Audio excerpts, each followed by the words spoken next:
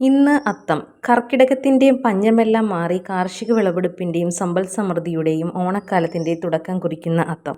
ഈ ഓണക്കാലത്ത് ഐശ്വര്യം പെരുകുന്നതിനും സമ്പത്ത് കുതിച്ചുയരുന്നതിനും ഓണക്കാലത്തിൻ്റെ ആരംഭ ദിനമായ ഈ അത്തം ദിനത്തിൽ ചെയ്യേണ്ടതായ ചില കാര്യങ്ങളാണ് ഇവിടെ പരാമർശിക്കുന്നത്. ഇന്നേ ദിവസം നമ്മൾ ഗൃഹത്തിലേക്ക് വാങ്ങേണ്ടതായ ചില കാര്യങ്ങളുണ്ട്. കുങ്കുമം, മഞ്ഞൾ, കല്ലുപ്പ്, അരി തുടങ്ങിയവയാണ്. കല്ലുപ്പ് ഭരണി വൃത്തിയാക്കി കല്ലുപ്പ് നിറച്ചു വെക്കുക. കുങ്കുമച്ചെപ്പ് നിറച്ചു വെക്കുക. ദേവീസ്വരൂപമായ കുങ്കുമം അശുദ്ധമായിരിക്കുമ്പോൾ എടുക്കാതെ ഇരിക്കുക. അതുപോലെ തന്നെ അരിപ്പാത്രത്തിൽ അരി വാങ്ങി വെക്കുക. അതുപോലെ തന്നെ മഞ്ഞൾ കുറവുണ്ടെങ്കിൽ അതും വാങ്ങി നിറച്ചു വെക്കുക.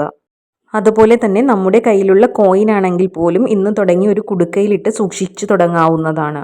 ഇങ്ങനെ ചെയ്യുകയാണെങ്കിൽ ധനത്തിൻ്റെ ദേവതയായ മഹാലക്ഷ്മി ദേവി ധനത്തിൻ്റെ കുംഭവും പേറി വലതുകാൽ വെച്ച് നിങ്ങളുടെ ഗൃഹത്തിലേക്ക് കയറി വരുവാൻ കാരണമാകുന്നു.